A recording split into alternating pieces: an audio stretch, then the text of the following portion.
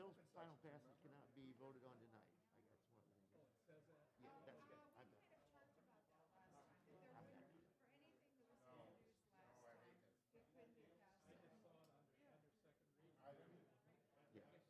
some other things. Yeah, that's good. I'm good. Yeah.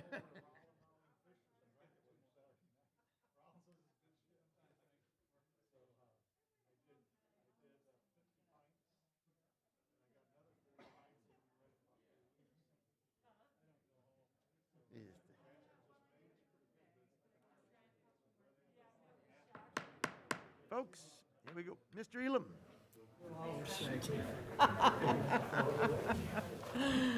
I won't remember it. I mean, I won't forget what you've done for me. John? That's a threat, actually. Okay, I got more people in here. Okay, I'd like to welcome you to the Monday, December the 7th, 2020 regular St. Charles County Council meeting. Tonight, we will have the invocation that will be done by Brad Harris of Bible Baptist Church of St. Charles, and the Pledge of Allegiance will be led by Councilman Brazel. Okay, please stand. Let's pray, may we? Dear Lord, again, as we meet here, we just thank you for your goodness and your blessing towards us, even in this unprecedented year, Lord. We pray for those who are struggling physically, financially, and in all things. We just ask your blessing on their lives. Lord, as we, again, just meet together, I thank you for all these servants who are willing to do the business for the greater good of our county, and I pray your blessing upon them and their families. I thank you for every concerned citizen, and I pray we continue to always be neighborly and loving towards each other, representing your spirit. And Lord, again, as we take this moment to say the Pledge of Allegiance, Lord, may we recognize this day, this special day of remembrance, and ask you to please have your blessing in hand on the United States of America. In your name we pray. Amen. Amen. Pledge of allegiance to the flag of the United States of America and to the republic for which it stands, one nation, under God, indivisible, with liberty and justice for all. Okay, please call the roll. Councilman Cronin. Here. Councilman Brazel. Here. Councilman Elam. Here. Councilman Hollander. Here. Councilman Hammond. Here. Councilwoman Schneider. Here. Councilman White. Here. Okay. One thing, I don't see anyone, but the Dingledine Road development is not on the agenda. Originally, somebody said that it was going to be, but it went back to the Planning and Zoning Commission for revision, so that will not be taken up tonight. First of all, first on the agenda is Bill number 4902, conditional use permit. Okay, so Mr. Myers, please. And I'll swear you in. Do you solemnly swear that you will tell the truth, the whole truth, and nothing but the truth, so help you God? I do. Good evening. My name is Robert Myers. For the record, I'm the Planning and Zoning Division Director. And you have before you tonight two related bills, both conditional use permits, both involving the same property. And there is one staff report in your packet. And if you would allow me, I'd like to just provide one staff report for both of these conditional use permits because they're interrelated. The application is at, again, 1042 South Point Prairie Road. And this is a property in unincorporated county, zone commercial, surrounded essentially by the city of Wentzville. Just on the south is Interstate Drive. And there's a residential subdivision on the south side of Interstate Drive. But again, this property is zone commercial. South of the railroad tracks and I-70 on South Point Prairie Road. If you drive by it, you can only get a view of the property itself from certain angles of South Point Prairie Road because there's a substantial vegetative buffer along the frontages. And that's important for this consideration because these conditional use permits involve outdoor storage. The first conditional use permit requested is for a 106 stall RV and boat storage lot. On the property now, there is essentially exactly the same thing that's been operating and approved by you and a conditional use permit several years ago. They want to create a mirror image of that, essentially just to the south of where their current RV storage lot is located. They have requested a gravel parking surface at the Planning and Zoning Commission.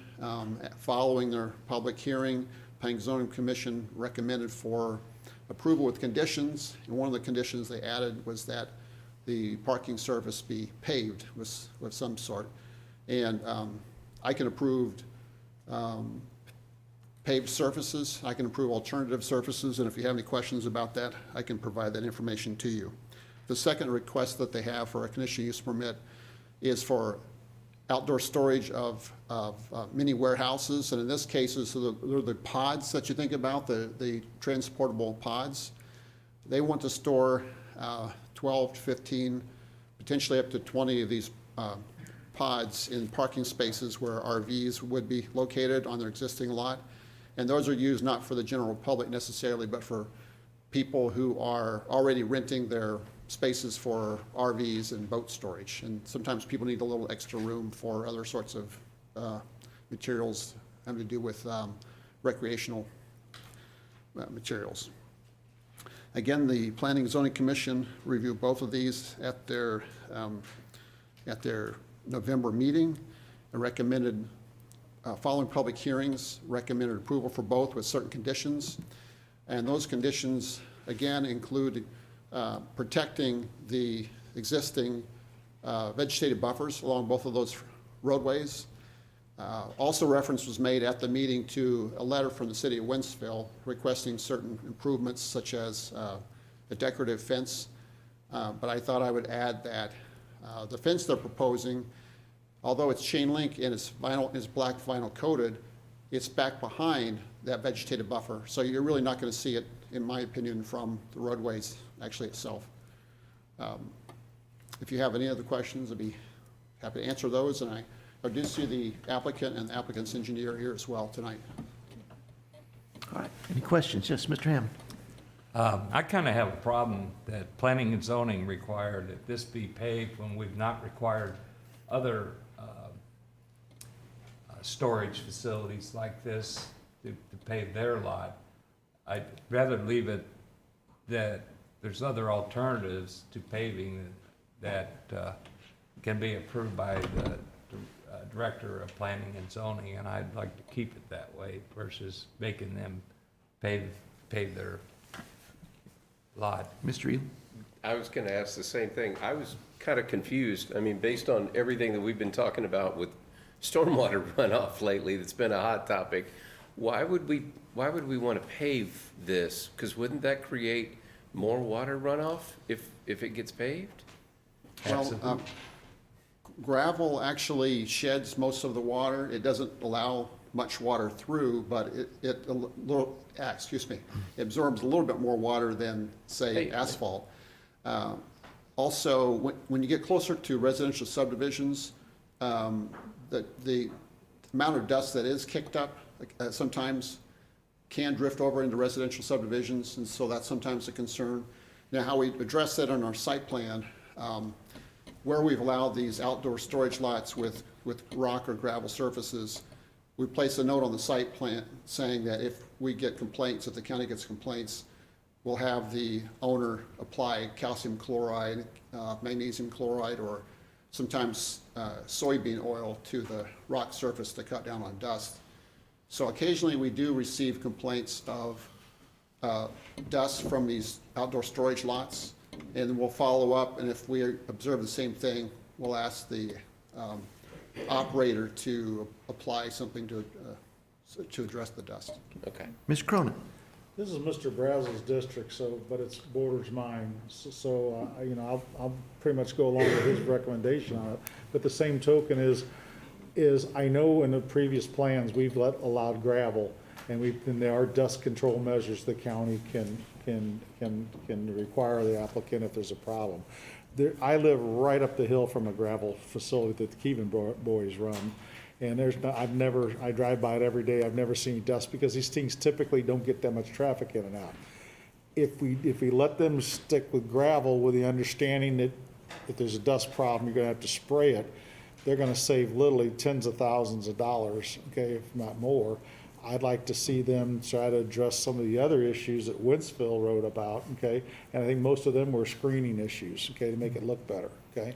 So, and I guess, Robert, to your knowledge, the letter that Wentzville sent with all the issues that they had, are any of those getting met by the current plan, or some of them? Well, one of them was ornamental fencing, and they're not proposing ornamental fencing, but the fencing proposing is Behind the behind that, shrubs. the shrubs. Yeah, that's good enough. A monument sign, they're requesting a monument sign.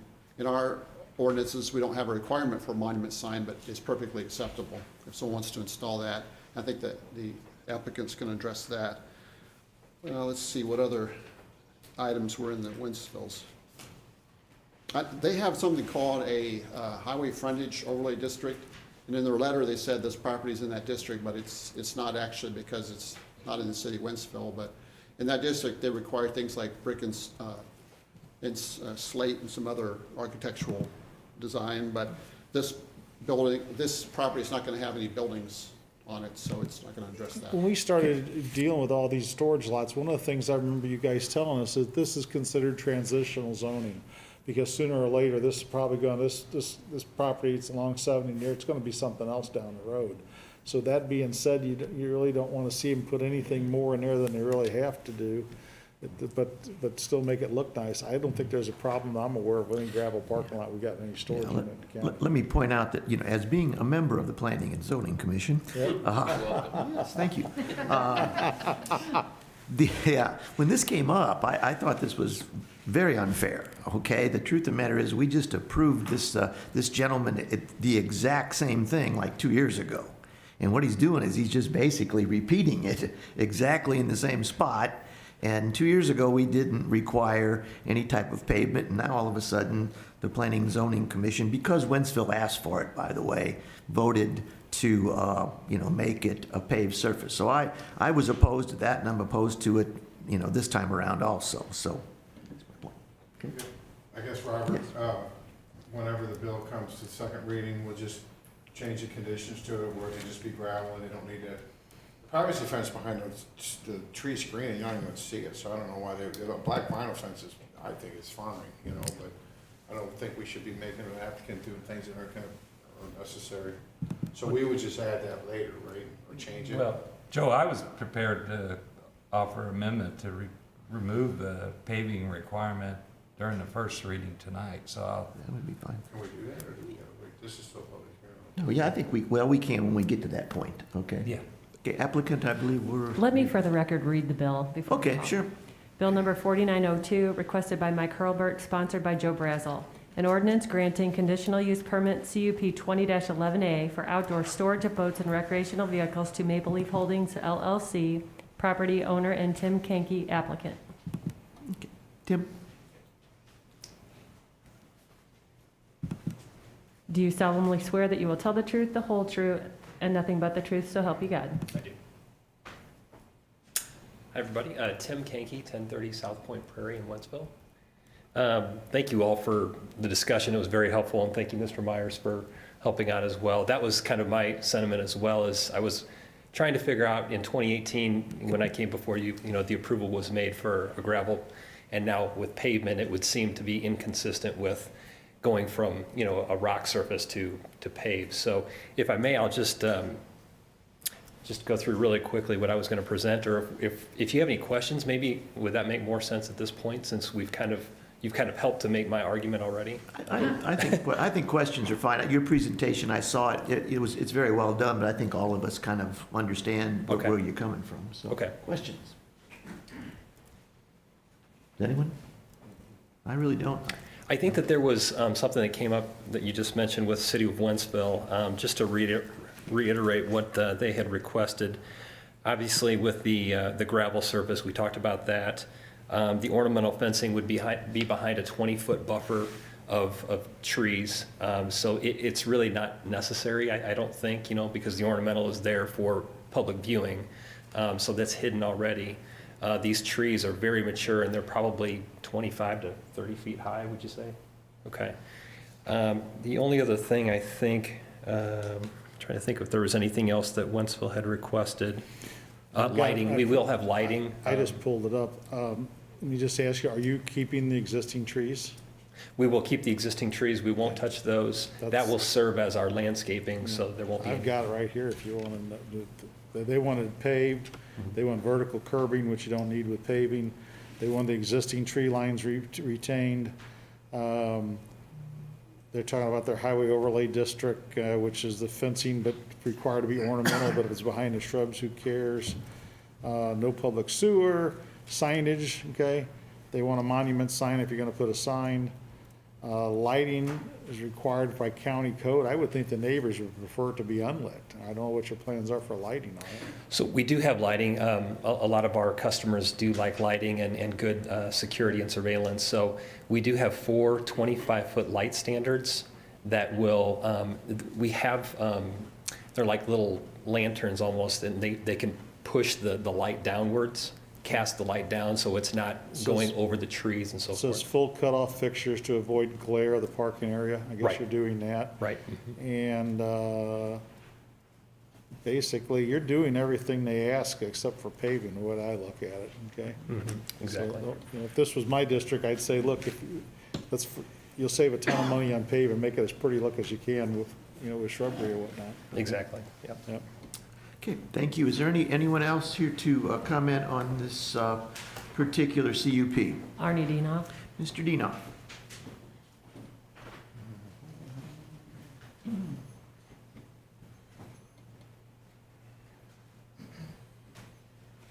Do you solemnly swear that you will tell the truth, the whole truth, and nothing but the truth, so help you God? Yes, I do. Thank you very much, Mr. Chairman, members of the commission. My name is Arnie C. A.C. Dinoff, County Public Advocate and resident. First of all, I'd like to start out I testified at the 11/16/20 Planning and Zoning Commission meeting. At that meeting, the vote was 4-3 in favor of granting this variance.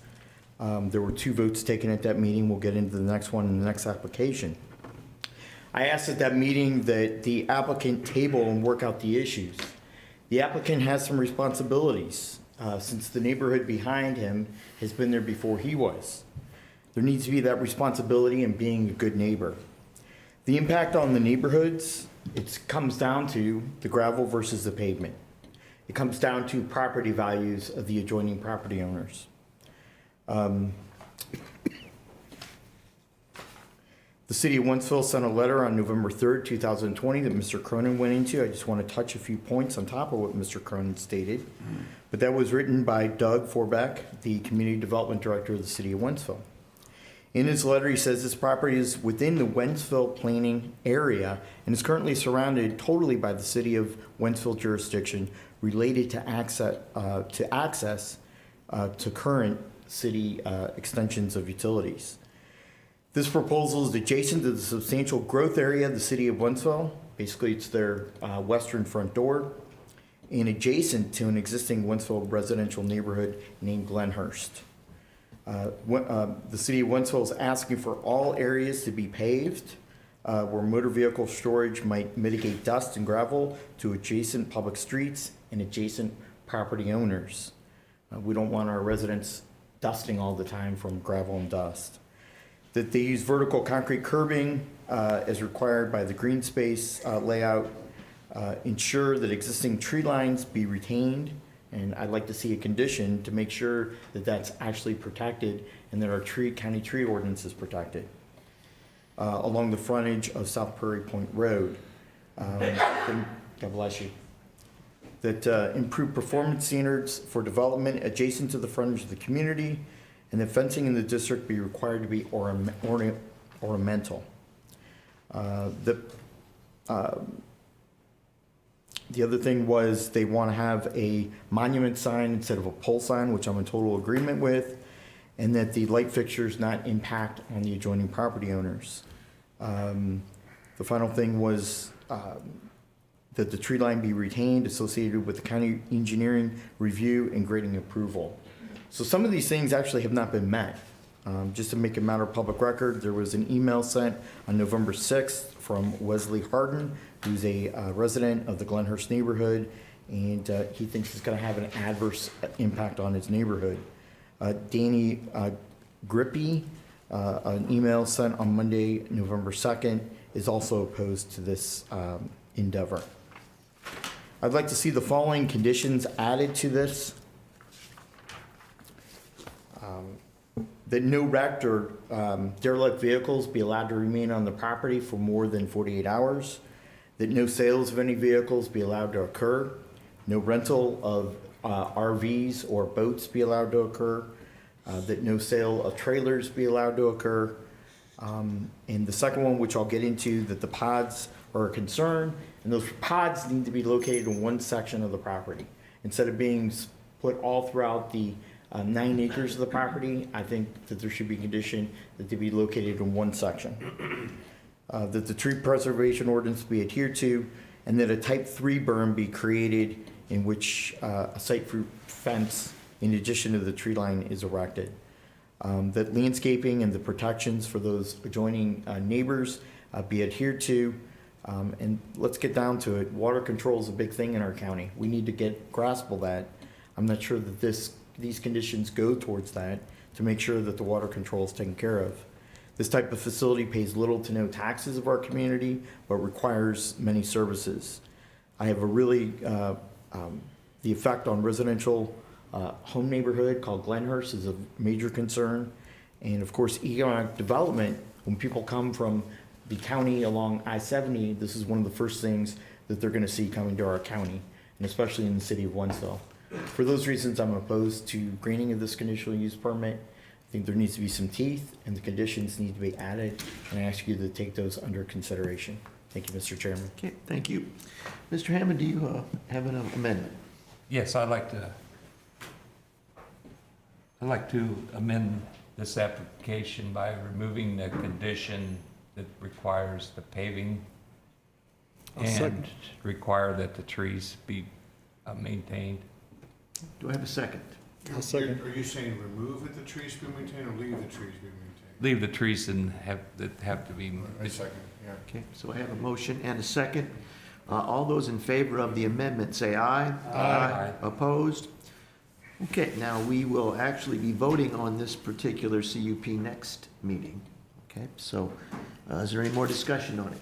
I have one more thing. Okay, Mr. King. Some of the other stuff that was mentioned that Wentzville asked for, that the applicant said he was gonna do, like downdraft lighting and that, I'd like to make sure that is also spelled out in the CUP, so if that's possible. Well, Joe, our lighting requirements require it be downcast lighting.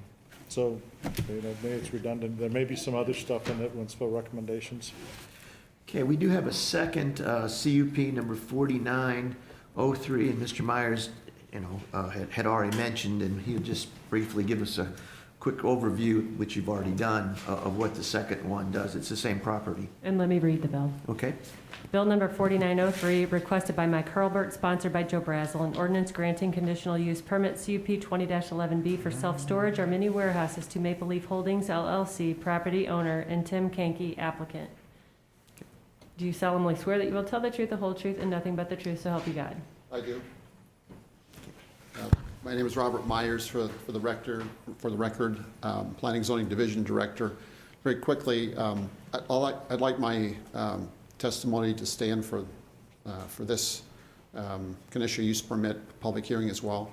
But I would add very quickly that the conditions that are drafted in the ordinance before you include a limitation on the number of pods, and also no storage of flammable materials or explosives. And that was something that was suggested by our Building Code Enforcement Division Director for things like, to handle things like storage of fireworks, for instance, because believe it or not, we do actually sometimes have people, they want to store truckloads of fireworks and things like that. So we do have to deal with that sometimes. Thank you. Mr. Kanke, would you come up and discuss these storage units?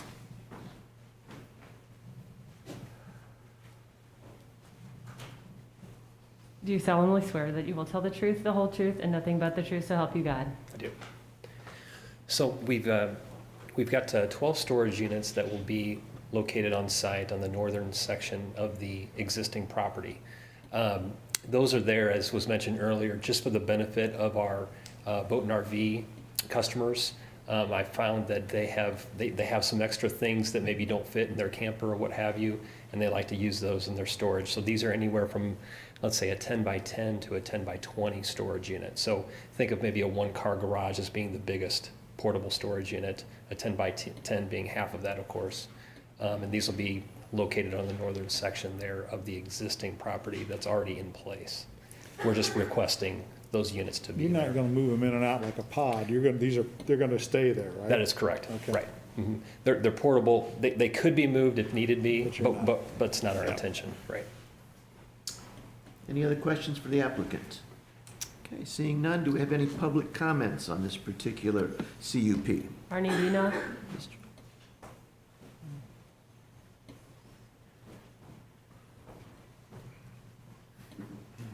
Do you solemnly swear that you will tell the truth, the whole truth, and nothing but the truth, so help you God? Yes, I do. Thank you, Mr. Chairman, Mr. Members. I don't want to go over what I said last testimony. I would ask that my testimony from the previous public hearing also be part of this public hearing. Is that okay, Mr. Chairman? Yes, certainly.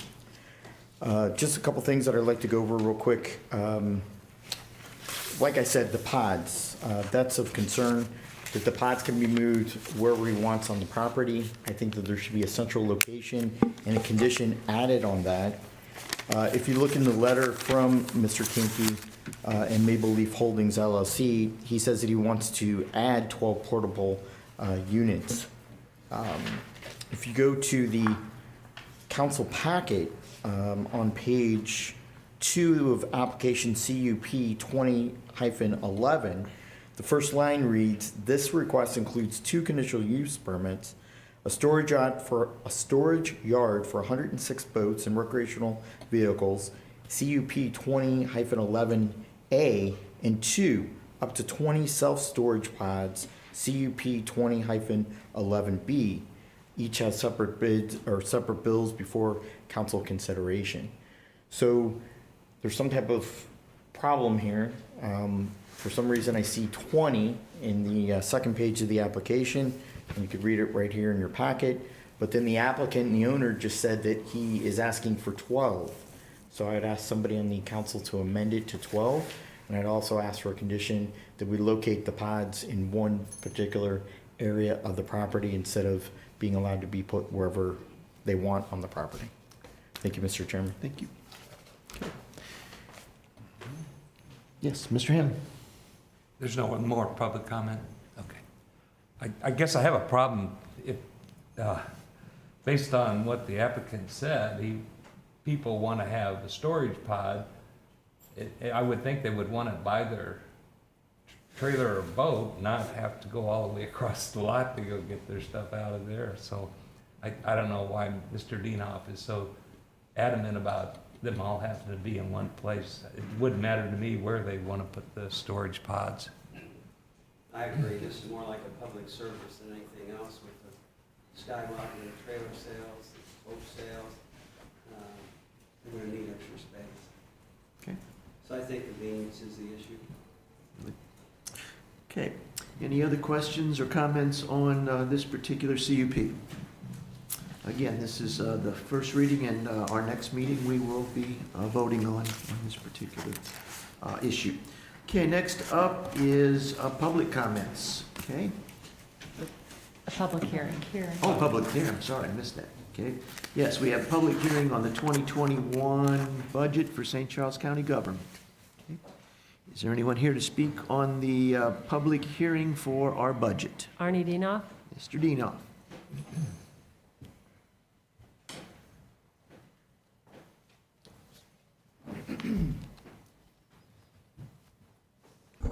Thank you very much, Mr. Chairman, members of council. My name is Arnie C. A.C. Dienoff, County Public Advocate, and I just want to make some recommendations for some changes in our ever-changing budget from year to year. The first thing that I'd like to address is the notice right here. It's very concerning. This notice for a 2021 public hearing states that we currently have in our reserves at the end of, or the balance will be on January 1st, 2021, in the amount of $22,554, $554,583 is going to be a reserve balance. But then when you go to the end of the year, on December 31st, 2021, the ending balance for our reserves, which I believe is just below 10%, is $8,034,791. That's very concerning. Something just isn't adding up exactly why we're going from such a drastic point, because from as far as I can see, we're not adding many employees, if any, from the budget request from the directors. And so that is of concern. So we need to look at our budget reserves. First of all, we need to cut wasteful spending from our budget. We need to cut fraud, and we need to cut excessive thrills from our budget. Police officer coverage, I had a conversation with our police chief. I'm very satisfied. As you all know from previous years, I've added that we add additional police officers for our 911 delays, our backups for our police officers, and our call volume because of increased population. But after my conversation with the chief, he's made enough changes to provide little overtime and to provide much more needed manpower out on the streets, in our neighborhoods, and in our subdivisions. So I'm happy with that. Corrections in the jail. Our correction officers, they're using St. Charles County as a training ground for federal and other agencies that pay a lot more in benefits, a lot more of quality of life and salary. That corrections hasn't been discussed. I've heard about transportation, about our highway department with all the highway workers that showed up to a meeting. And I don't understand why we're not tackling and addressing the disparity in our Department of Corrections. When it comes down to the building, the director wants you to spend, I believe, $95 million on building, or like Mr. Elam said, I believe $93 million on renovating our current downtown facility. I'm telling you right now, for $75 million, we can build a brand new facility in a central location for all the police departments to equally access at a central location out in O'Fallon. So we could save money and build a state-of-the-art facility rather than retrofit and not get what we want for $93 million. So I ask that you reconsider that proposal and all the money we wasted on consultants and design engineers. Our 911 dispatching and communications, we need to come together as a community and consolidate our 12 PSAPs down to 1 or 2 PSAPs for each part of the county. And as a matter of fact, I think actually we probably get away with doing 1 PSAP and have a backup center out on Wentzville that we already own the county building. It's ready to go on Wentzville Parkway. So I'd like to see that consolidation happen. I know Jennifer George tried it a few years ago, and she got a lot of nasty emails back to her saying, "Don't mess with our neighborhood." And I totally disagree and like to see the county come to that consolidation to save taxpayers money, since we're all taxpayers. The next thing is the county lobbyist for advocacy and lobby services. As you all know, I totally oppose this. We have 12 state legislators. We have 2 state senators. We have a full-time lobbyist that's the chief of staff of the county executive that's a registered lobbyist with the Missouri Ethics Commission. Steve Ellman is paid a handsome salary with the director of administration, and I think that they can get in their car and go to Jeff City once or twice a week during legislative session for 3 months and lobby for the best needs of our community. For us to spend $165,000 on paid lobbyists is ridiculous. It's just outright wrong. I don't see where our return on investment is, and I don't see how we keep doing it year after year with little to no results. When it comes to the council, I'd like that you reduce your pay from $18,750 a year to $425 a month, and you don't be entitled to the medical benefits for you and your family. This is about community and serving community, not about taking care of elected officials' wallets. And so I ask that you really dig deep in your heart, dig deep in your soul, and give up and give of real service to the community. In the city of Ladue, the city of Webster Groves, and the city of Frontenac, they do the service for $25 a meeting, and in some communities in St. Louis County, they do it for $25 a month. That's true community service. When it comes to charging our independent elected office holders, such as the recorder of deeds, the collector, the assessor, I'm having some real heartburn, and they've come and complained the last few years, but I didn't hear from them this year, is that the administration keeps charging them IT costs, maintenance costs, replacement costs, and repairs. And I think that they're part of county government. They're legislative mandated jobs, positions by our county charter, which is mandated by the state statute. And there's laws that really say you can't charge independent office holders to operate basic needs of their offices on a day-to-day basis. And we need to refrain from that and leave those elected officials alone. They're independent. They are required to do, under statute, their required positions. And so I ask that we look at that once again. Then the family arena, we keep bringing this up, and some people want to pass it on to parks. I think that would be illegal. The family arena, when are we going to break even on this endeavor? When are we going to break even on this investment? We keep pouring money, and now Bob Schnarr says we need to pour money in capital improvements and redoing things and replacements. When are we going to get a return on investment on that facility? So far, I've seen nothing but a money pit. Initiatives that I'd like the county council to address in this budget are when we have large storms. There's branch and limb pickup that needs to happen. So I ask that you look and investigate the purchase of chippers, especially in our urban areas and our urban subdivisions that are in unincorporated county. We really need to offer that service. That's one basic need in times of emergency after a storm that we should be offering. And street sweeping. I don't see street sweepers in unincorporated county like the municipalities, especially in our urban areas. I think it has to do with quality of life, value of property, and I think we need to look into buying a few street sweepers and making sure that the subdivision streets are swept clean every few months. Why are we paying and investing in roads that we do not own, and it is not the responsibility, but the responsibility of the State Department of Transportation? For example, why are we spending $1 million on a study at I-64 and I-70 with MoDOT? I can't figure it out. Why are we not only giving $10 million, you heard me at the last meeting, $10 million to the I-70 project from Fairgrounds to Cave Springs, but we're also giving another $8 million loan cash to MoDOT to make the project work, and we're not going to get the cash back. We're going to get it back in other project credits. I don't know if any of you know that that's happening. You are giving $10 million in this budget to MoDOT for a highway project, and then another $8 million in cash that we're not going to get but credits back in a future time. And that really needs to be asked by this county with the county budget. And finally, I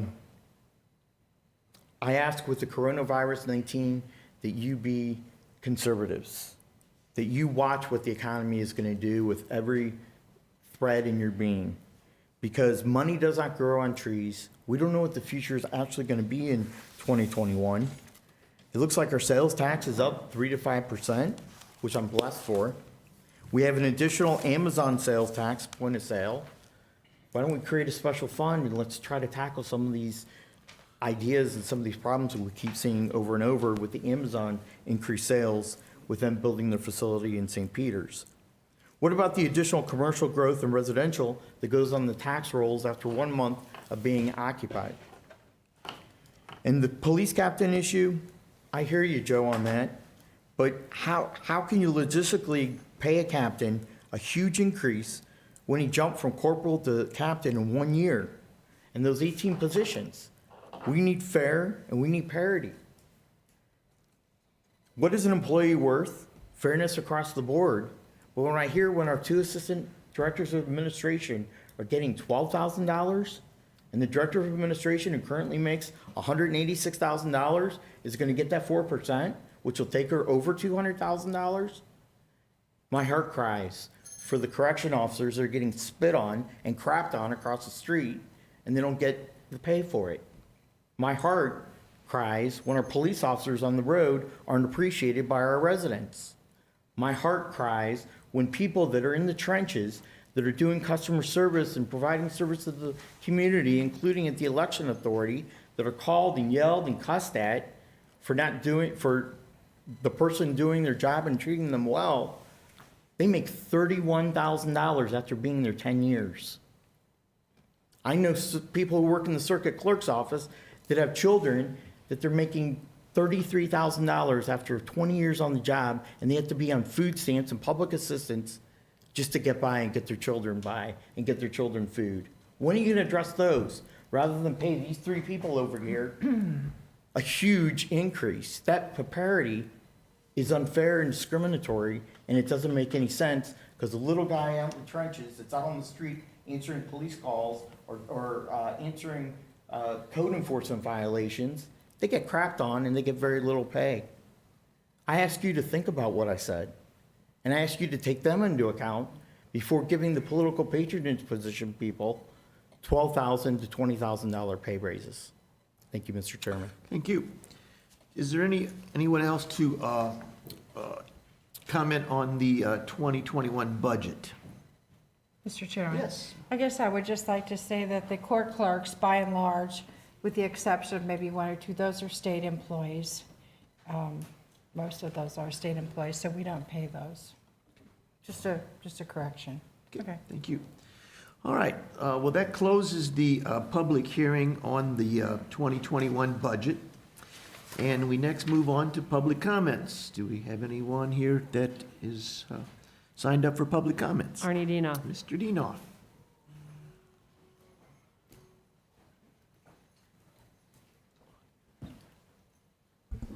Thank you, Mr. Chairman, members of the of the council. My name is Arnie C. A.C. Dinoff, County Public Advocate and resident. First thing I'd like to bring to your attention is these Chapter 100 funds that are taking our taxes away. What is the administration doing? It showed up in the, across the county, where a $45 million project that they're asking for taxpayers to float the bond, to float the tax deals in a welfare corporate program for Patriot Machine Incorporated, located at 76 South Corporate Hills Drive in St. Charles. What are we doing to fight and hold out our tax dollars? What are we doing to negotiate a fair and honest return on investment and without giving out this corporate welfare? It happens time after time. Nobody cares. Nobody does anything. Nobody looks about the return on investment. Just like Centene got $25 million in O'Fallon and hired 5 people. How can 5 people, how many hamburgers can you buy over 20 years to get back $25 million in Chapter 100 giveaways? The next thing is, on the consent agenda is regional medical examiner bid. I'm asking that the county, and I discussed with the Director of Administration, since she's a member of that board, that we be more transparent, more respondent, and more forthcoming with agendas, meeting packets, and the meeting minutes. The last entry on the county's website was November 1st of 2018, and that's not transparent. So on your agenda tonight, we have bill number 4897, or I think it was replaced with the new bill this time because the other one was withdrawn. But we need to stop watering down this, the flooding, erosion, and water control bill. We need to protect our residents. We need to stop giving free passes to developers who are making profits. And we need to make sure that the residents are getting taken care of over the developers. So I ask that you stop decreasing and taking the teeth out of that bill with the amendments. On your consent agenda is the Gateway Green Light Traffic Welfare Program. Why are we hiring a Fenton, Missouri company, Gessner Electric, and they're getting a $375 bonus to the original $117,000 original bid? That's unfair bidding process, and it's a bonus when the other bidders didn't have a chance to bid on that. Our 14 projects on the road board, I really haven't had to go through that. I'll have to be talking at the next meeting. And finally on your agenda is a ordinance for 2334 Mexico Road. And again, there's a letter that's in the packet from the city of Wentzville that's opposing this rezoning because it's a church trying to get it from commercial, I'm sorry? No, I just, Oh, okay. So I'll just sum up. So it's a small parcel. Mr. Halder can fill you in. He voted no. but it's a small parcel of 5 acres, and they're trying to take it in a residential neighborhood and make it commercial, and it just doesn't make a heck of a lot of sense. The applicant wasn't even here to present it, and I ask that you vote that ordinance down. Thank you. Thank you, sir. All right. Anybody else on public comments? Okay. Seeing none, we will move on to the consent agenda. Do I have a motion to accept the consent? First of all, no. Is there any consent agenda item to be removed? I have nothing to remove, but I think you skipped over. County the exec. county executive. Oh, I am sorry. Mr. County Executive. Mr. Chairman, I asked Mary to go ahead and update all the slides that I've been using on my presentations, and the bottom line is things have not changed a whole lot since a week ago. You're getting daily reports on what's been happening. You can see there's a little bit of improvement, but certainly not anything that we should be joyous about at this time. And you do know that last week the governor announced that the state is going to be paying to bring in, I think, 760 additional nurses to man the hospitals, which is good news, but I'm still very much concerned because we're kind of up against that ceiling, and if we can't keep the number of people in the hospital down, we're going to have a real crisis. So I just want to take the opportunity to again remind everybody out there that they need to, wear their masks, social distance, avoid the large crowds, and again, we can have another couple weeks like we had the last week. We may be in a position where we can feel better about this. Until then, though, we need to be very vigilant. Thank you, Mr. Chairman. Thank you. All right, now we get to the consent agenda. Is there any items to be removed from the consent agenda? Move to accept. Second. Okay. All those in favor of accepting the consent agenda, say aye. Aye. Opposed? Okay, consent agenda has passed. Okay, we have bills for final passage, but I do want to point out that tonight we will read these bills and we can discuss them, but bills for final passage cannot be voted on tonight as there has not been the required 10 days between introduction and final passage. And these will be voted on at the December 21st meeting. So, first of all, bill number 4900. Bill number 4900, an ordinance authorizing the county executive to execute a project contract between St. Charles County and the St. Charles Community College for one-stop operation and career services provided through the Missouri Job Center of St. Charles County. Questions or comments on bill number 4900? Okay, seeing none, we'll move on to bill number 4901. Bill number 4901, an ordinance amending sections 132.040, 405.060, 405.525, 410.110, 410.145, 410.160, 410.220, 410.210, 410.410, 410.460, 412.080, and 420.020 of the ordinances of St. Charles County addressing additional regulatory requirements and design criteria for post-construction stormwater management. Okay, Mr. Cronin. I just want to know that myself and Mr. Herbert have established a dialogue on this, and we brought Adita Rourke, who wrote the bill in, and we got a little tweaking to do, but we're working on it. Okay. Anyone else? Okay, now we will start with bills for introduction, starting with bill number 4904. Bill number 4904, requested by Mike Hurlbert, sponsored by Joe Cronin. An ordinance amending the zoning district map of the County of St. Charles, Missouri by rezoning land from A Agricultural District to C2 General Commercial District as per application RZ 20-12. Questions or comments? Again, as Mr. Dienoff said, this was before the planning and zoning. I think it's totally inappropriate use of property. It's right in the middle of a subdivision. And consequently, the planning and zoning, I think, pretty much unanimously voted against this. So that's the report from there. Any other comments? Okay, next up is bill number 4905. Bill number 4905, requested by Steve Ellman, sponsored by council as a whole. An ordinance adopting and appropriating the fiscal year 2021 budget for St. Charles County, Missouri, and amending ordinance number 20-089 to increase only the county's contribution to group medical insurance. Questions or comments on this particular bill? Okay, seeing none, we move on to bill number 4907.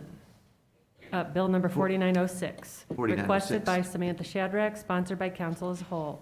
An ordinance amending sections 115.020, 115.220, 115.220.222, 115.305, 115.320, 115.410, 115.430, 115.670, 115.705, 115.710, 115.721, 115.722, 115.725, 115.740, 115.765 of the ordinances of St. Charles County, Missouri, and deleting and replacing all of section 115.720 OSCCMO, all concerning the Personnel Administration Plan, including but not limited to benefits. Thank you, Claire. Any questions or comments on this particular bill? Yes, Mr. Cronin? I started reading this, and it's got to be gobbledygook to me, because I didn't know everything about the county's system, but I did ask Donna to look through it and to see if there was any concerns, and she replied back, she said the PAP is fine, it basically addresses the 12-hour shift folks. So I think that's important to know, so Donna, I trust Donna for a lot of this stuff, because she's been around county government for a lot of years, and she says I passed the Donna test, okay? And she's also feeling better. So there you go. That's pretty solid there. Okay, seeing it, no more comments on this particular bill, we move on to bill number 4907. Bill number 4907, requested by Dr. Mary Case, sponsored by Terry Hollander. An ordinance authorizing the county executive or its designee to execute a program services contract with the Missouri Department of Health and Senior Services for amendment number 1 to contract number CS 2008-32001 for violent death and overdose death surveillance reimbursement. Questions or comments on this particular bill? Seeing none, we move on to bill number 4908 for introduction. Bill number 4908, requested by Steve Ellman, sponsored by Terry Hollander. An ordinance authorizing the county executive to execute an agreement with the University of Missouri Extension Council of St. Charles County to provide educational programs and services at a cost of the county of $100,000. Questions or comments? Mr. Chairman? Yes. I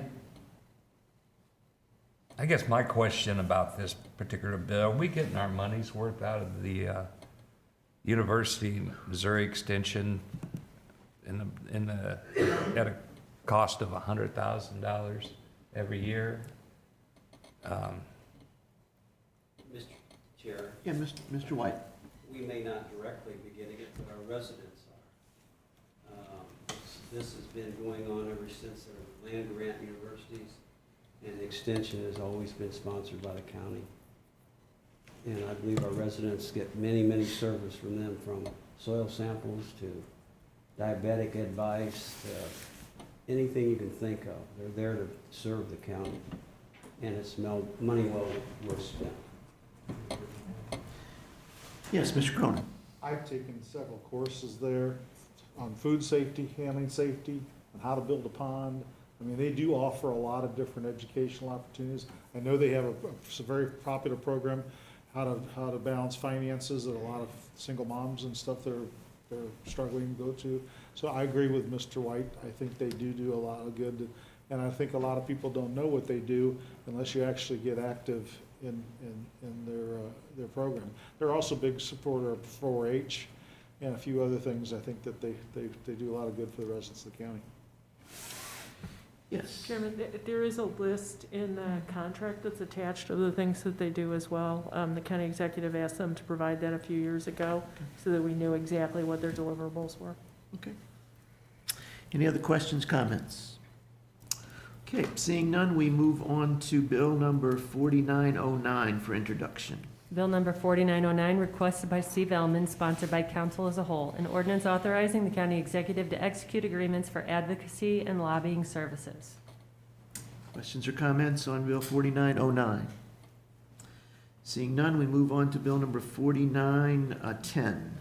Bill number 4910, requested by Mary Anger, sponsored by Terry Hollander. An ordinance designating and recognizing the Greater St. Charles Convention and Visitors Bureau as the state fiscal year 2022 through 2024 representative destination marketing organization for tourism in St. Charles County as required for participation in the Missouri Division of Tourism's cooperative marketing program for the state fiscal year 2022 through 2024 funding cycle. Questions or comments on Bill number 4910? Okay, seeing none, we move on to Bill number 4911. Bill number 4911, requested by Bob Schnur, sponsored by Terry Hollander. An ordinance amending the 2020 budget adopted by Ordinance 19-108 by providing related supplemental appropriations to the budgets of the General Fund, Transportation Fund, Election Maintenance Fund, Family Services and Justice Fund, Drug Enforcement Fund, Emergency Communications Fund, Fleet Management Fund, Regional Medical Examiner Fund, Housing Assistance Program Fund, Coronavirus Relief Fund, and Self-Insurance Fund. Any questions or comments on Bill 4911? Okay, seeing none, we move on to the final bill for introduction, Bill number 4912. Bill number 4912, requested by Amanda Brower, sponsored by council as a whole. An ordinance approving the Transportation Improvement Plan for fiscal years 2021 through 2023 and corresponding intergovernmental agreements. Okay, questions or comments on this particular bill? Okay, seeing none, are there any tabled bills to be removed from the table? Mr. Chair, Yes. before I take anything off the table, I'd like to just ask if there's anybody here representing Bill number 4896. Yes. Okay, then I move to take 4896 off the table. Second. The bill has, will be now, all those in favor of removing the bill from the table, say aye. Aye. Opposed? Okay, we are now discussing Bill number 4896. Ma'am, come on up.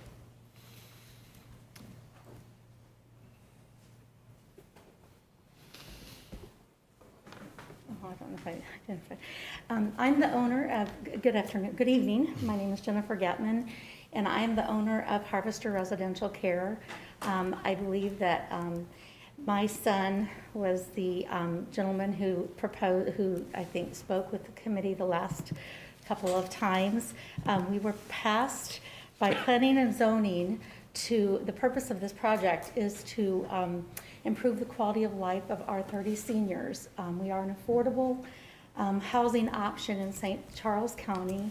We employ about 20 people, 15 to 20 people in that location. But the residents in this assisted living have some small rooms. They, during COVID, have had to be in their rooms, 2 to a room. And so this is to expand their current situation for them so that they have more space. It is to add 5 more residents, but it's to keep the same licensure status, and it's to add a couple more jobs. I believe the reason possibly that this was, there was a conflict, I guess, last time about our being tabled. We have, in 2007, I purchased the property. It was an existing property. It's fairly old. It's in a subdivision in Skyline Acres. Basically, in 2010, the neighbor behind us gets a considerable amount of water runoff. I believe that is kind of the been the problem with the conflict, I guess, with this being passed. Basically, in 2010, we worked with that neighbor. We redesigned the way that our runoff on our concrete went into their yard. Actually, their yard is actually there's like 7 neighbors, all that the county designed it to go into some sewage, some water retention, I'm not sure the name of them, but anyway, the water all goes to this poor man's yard. And it's the way that the Skyline Acres was designed. So some of our water goes off into the sewage drainage ditch, as well as 7 other neighbors. So the county came out during 2010 by my request and the neighbors, and we tried working with them. We redesigned our guttering, the way that our pavement just kind of emptied right into his yard, and we also added a fence so that our trash blew out of the dumpster, wouldn't go into his yard. So try to be good neighbors. This current project that we're building, we have every intention of trying to help him improve that water issue. We have contacted the Soil and Conservation Department within St. Charles County. My son has done a lot of this legwork, so please forgive me. He was unable to come tonight because of COVID and his family. But basically, Soil and Conservation has made some recommendations, and based on the concrete amount, the estimated rainfall, the amount of rainfall last year, the amount of concrete, the size of the existing building and the new addition, we have offered the neighbor a 15 to 25% reduction in the amount of water, basically by doing some curbs and some drainage on our property so that it will not impact him. I believe the neighbor is pretty happy and ready to would sign a letter, except he's concerned about a pipe being put into his yard. The county has recommended not putting a pipe to fix the problem in 2010, and I believe that is not the recommendation of the county. So we want to be good neighbors. We'll do everything we can do to help work with this neighbor, but we have been advised by legal counsel not to dig in his yard or to make it, to make revisions to his landscaping or his yard, just to do everything we can on our own property. So I don't know if I explained that well enough, but I do know that it's a very important project. It's not to really, it's not for income generating as much for us. It's very, very little income per year. It's really to improve the quality of the life for the residents. There are 30 residents that live there now, and there will be 35 when we're finished, but it is an affordable option for those residents, and I believe that they are very deserving of this project. If you have any questions, I'm an open book, so I've owned the property since 2007, so. Mr. Chair, I was wondering if I could ask Robert or Rich to come up and. We'll call you back Okay, with questions. thank you. Thank you, ma'am.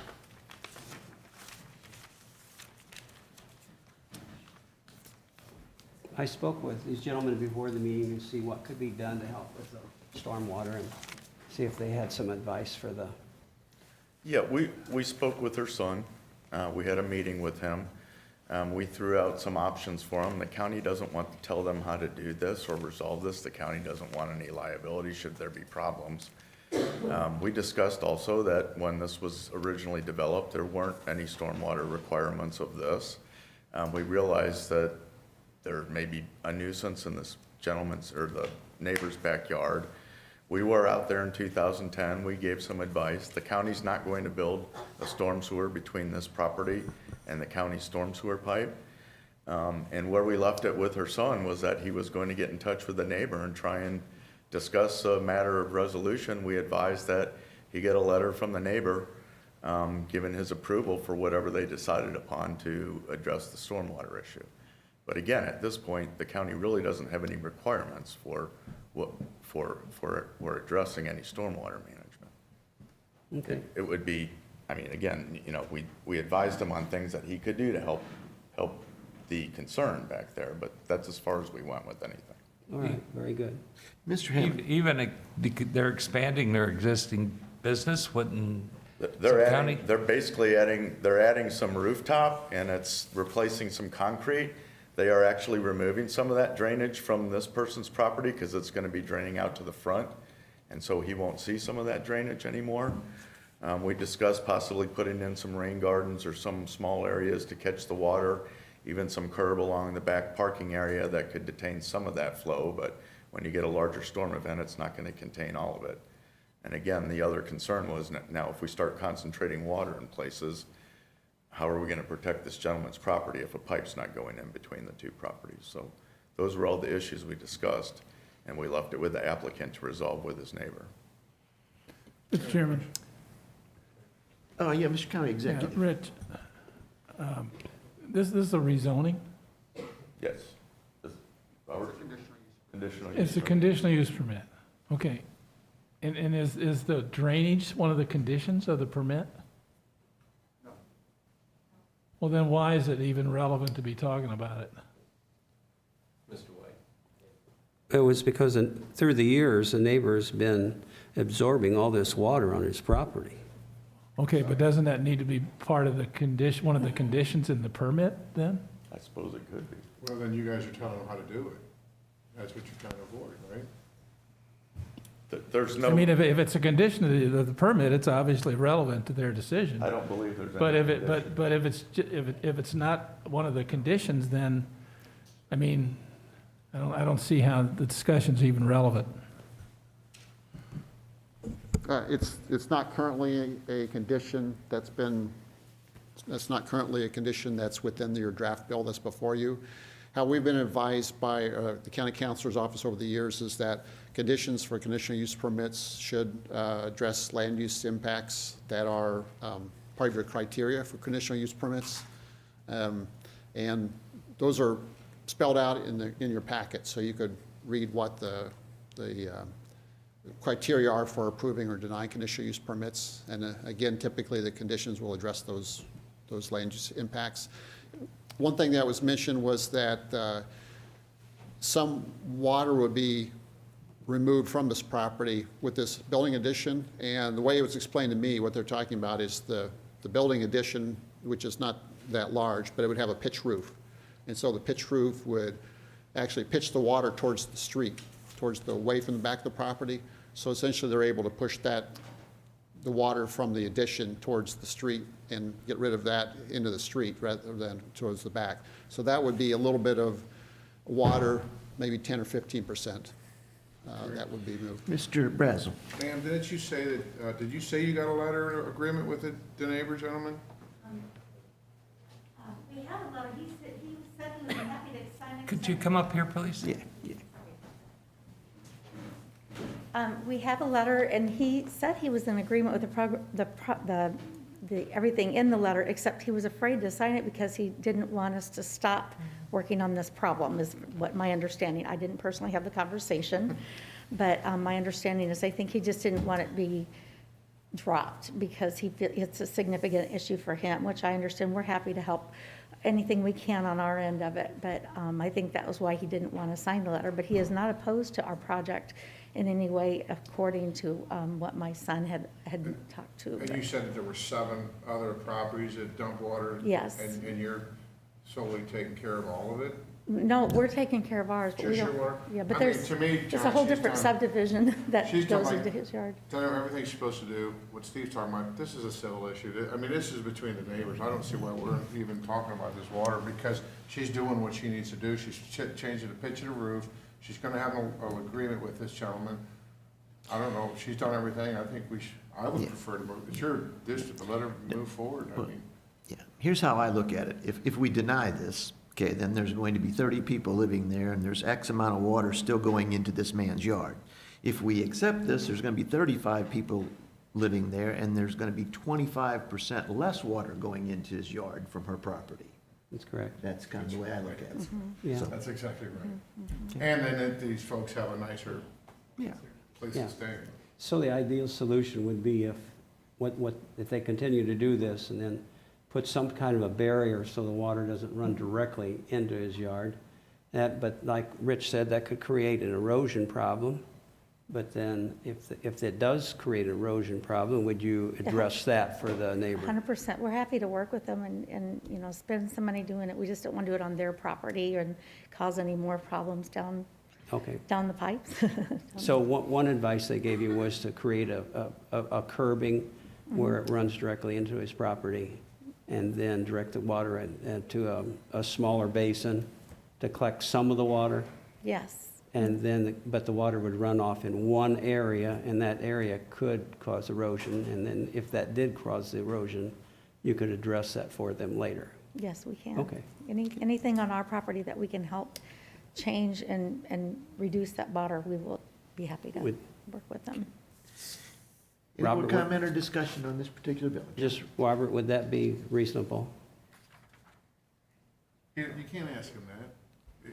Okay, I won't ask him that then. You want to make can we make a motion to pull it off the table? It's off the table. It's off the table. I think it's actually ready for a Yeah. vote. I think if she agrees to all these things with the neighbor, I'm okay with She it. has, yeah. Okay. All right. Please call the roll on this particular bill, bill number 4896. Bill number 4896, an ordinance amending ordinance number 6-114, granting conditional use permit CUP number 670 for an institution, nursing home assisted living, to Harvester Residential Care applicant. Councilman Cronin? Yes. Councilman Brazel? Yes. Councilman Hammond? Yes. Councilman Hollander? Yes. Councilwoman Schneider? Yes. Councilman Elam? Yes. Councilman White? Yes. Okay, bill number 4896 passes. Are there any other bills to be removed from the table? Okay, seeing none, do we have announcements and miscellaneous? Yes, Mr. Cronin. Since COVID started, I've been tracking, some of you guys know this, I've sent it out, tracking cases and deaths and everything. And up to about a month ago, we were looking pretty good.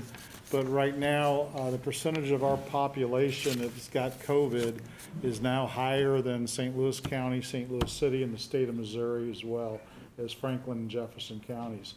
So our rate of infection has gone up a bunch. We're right now, 5.9% of our population has got COVID. We did a turnaround. We were doing better than everybody else, but now we're not. And additionally, the Doug Balnick says in his report that 40% of the cases have occurred in the last month. 40% of the entire county cases, which is like 8,000 cases. So, I mean, well, my fearful is I don't mind wearing a mask, but I don't want to see businesses shut down and jobs get shut down. And I'm fearful that if we don't change that infection rate around, when President Biden gets in there, okay, he could call this a hot spot and he could put some mandates down that we sure as hell ain't gonna like, okay? So that's one concern or point I just want to make. Secondly, I'd like to remind everybody today's the 79th anniversary of Pearl Harbor Day. And day after Pearl Harbor, the United States declared war on Japan, and 3 days after that, Germany declared war with us. And for a child of the greatest generation, I remember those folks. I miss them. And I know damn well they'd say, you bunch of sissies, wear your mask, okay? So that being said, I'd like us all think about those guys today. Thank you. Any other announcements? Well, I want to say one thing, and you guys are tired of hearing from me on this stuff, but if you look at some of the stuff, when you do a COVID test, they amplify it. I sent this amplification stuff to you guys, and I asked how many on our COVID test, how many, what's the acceptance of an amplification? So, and it even says it on the box. They amplify it. It's like if you got you take a picture of something, and then you go like this, and you amplify it, you make it bigger and bigger. Well, when they do a COVID test, they amplify it in most cases over 25 times, and then sometimes as high as 33 times to try to find some kind of a virus. And by the time you keep amplifying it, over 50% of the COVID tests are amplified more than 25 times. I can send you guys a documentation on this. So once you amplify it over 25 times, it becomes a false positive. And when a lot of these tests we're getting, you always talk about the numbers are high, but it's argumentative that they're actually accurate. Yesterday, the CDD sent out numbers. The infection ratio of fatality ratio of COVID, 0 to 19 years old is 0.00003, 20 to 49 years is 0.0002, 50 to 69 years old is 0.005, and 70 years and older is 0.054. That is the death fatality rate given out by the CDC. The flu is 1%. So we can keep talking about all these numbers, but they're completely irrelevant. All right, any other announcements? With that positive note, I'd make a motion to adjourn. Okay, this meeting is adjourned. Thank you for your patience.